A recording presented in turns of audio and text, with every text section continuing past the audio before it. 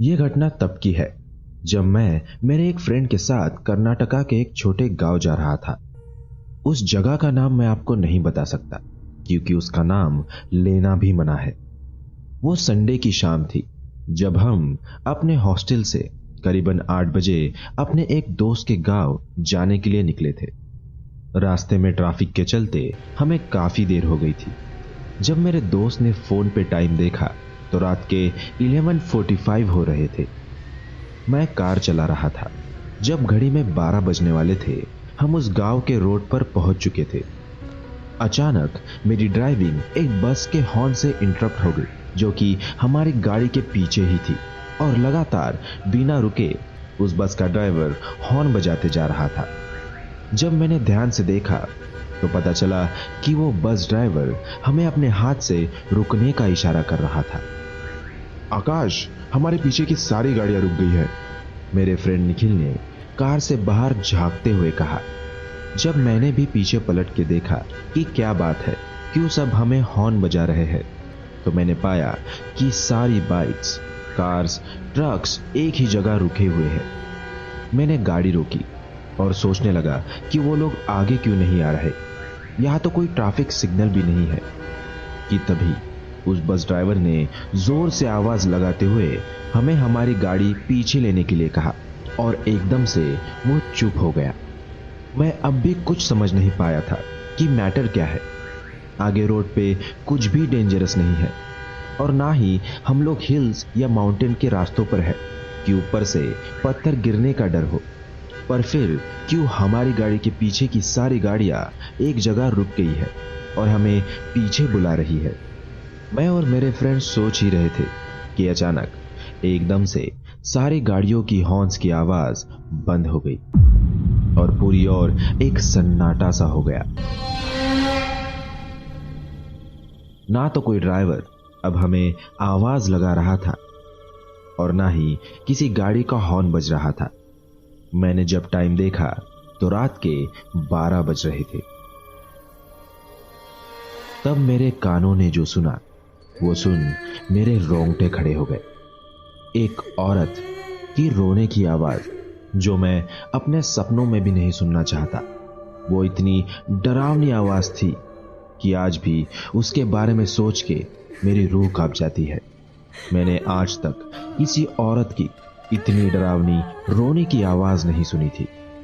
हम दोनों उस औरत के रोने की आवाज सुनकर काफी डर गए थे और आवाज धीरे धीरे हमारे पास आने लगी थी।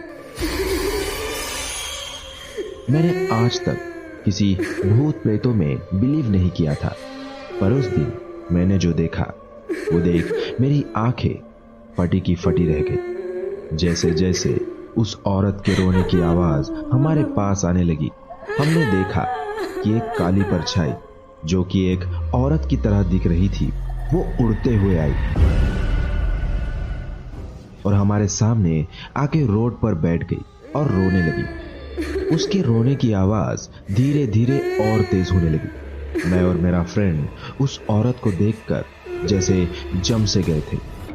हम साफ साफ देख सकते थे कि वो डरावनी औरत की परछाई हमारे सामने बैठकर रो रही थी और उसकी वो रोने की आवाज सुन के किसी के भी रोंगटे खड़े हो जाएंगे।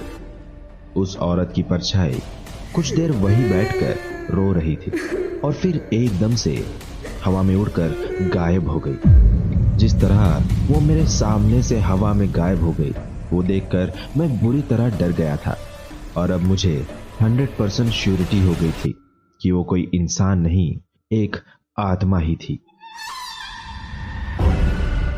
मैं कार 140 किलोमीटर पर आवर की स्पीड से ड्राइव करते हुए वापस अपने हॉस्टल चला गया और सारी रात जो कुछ भी मैंने एक्सपीरियंस किया था वो सोच के कांप रहा था। अगले दिन हम दोनों हमारे हॉस्टल के पास ही एक हनुमान मंदिर गए और हमने वहां पूजा की। मैंने आज तक अपनी आंखों से किसी भूत प्रेत को नहीं देखा था। मेरे लिए ये इंसिडेंट मेरे लाइफ का सबसे डरावना इंसिडेंट था जो मुझे ऑलमोस्ट हार्ट अटैक देने वाला था। मैं डरा हुआ था पर साथ ही क्यूरियस भी था कि उस दिन जिसे हमने देखा वो कौन थी और वो सारी गाड़ियां क्यों रुक गई थी। उन्हें उस औरत की परछाई के बारे में पता था। इसके पीछे की क्या कहानी है, वो पता करने के लिए मैं उसी बस ड्राइवर के पास गया जो हमें हॉर्न बजाकर और आवाज लगाकर रुकने के लिए कह रहा था। जब हम उसके पास पहुंचे और उसे उस रात के इंसिडेंट के बारे में पूछा कि वो सारी गाड़ियां क्यों रुक गई थी, तो उसने हमें बताया, कई साल पहले उस रोड पे एक माँ और उसकी बेटी अपने कार से कहीं जा रहे थे और उसी जगह पे उनका एक्सीडेंट हो गया था। उस एक्सीडेंट में उन दोनों माँ बेटी की जगह पे मौत हो गई थी। उस हादसे के बाद से हर एक रात को उस औरत की डरावनी परछाई उस जगह पे आती है और 5 मिनट के लिए अपनी बेटी को याद करके जोर जोर से रोती है और फिर वहां से हवा में गायब हो जाती है। ये हर रात 12 बजे से 12:05 तक होता है और उस टाइम वहां से चलने वाली सारी गाड़ियां पीछे ही रुक जाती है जब तक वो परछाई वहां से गायब नहीं हो जाती। जिस किसी को भी उस रोड के बारे में नहीं पता होता है, हम उसे बताने की कोशिश करते हैं। जब मैंने भी पहली बार उस परछाई को देखा था और उसकी डरावनी रोने की आवाज सुनी थी, तो मुझे एक हफ्ते तक काफी तेज बुखार आ गया था। पर अब मुझे और मेरे काफी दोस्तों को इसकी आदत हो गई है। वैसे आज तक किसी ने भी उस औरत को आमने सामने फेस नहीं किया है और भगवान की कृपा से उस आत्मा ने आज तक किसी को कोई नुकसान नहीं पहुंचाया है। जब उस ड्राइवर ने हमें उस इंसिडेंट के पीछे की सारी कहानी बताई तो हम दोनों और डर गए थे। वो मेरी लाइफ का सबसे हॉन्टेड एक्सपीरियंस था जो मैं पूरी जिंदगी नहीं भूल पाऊंगा।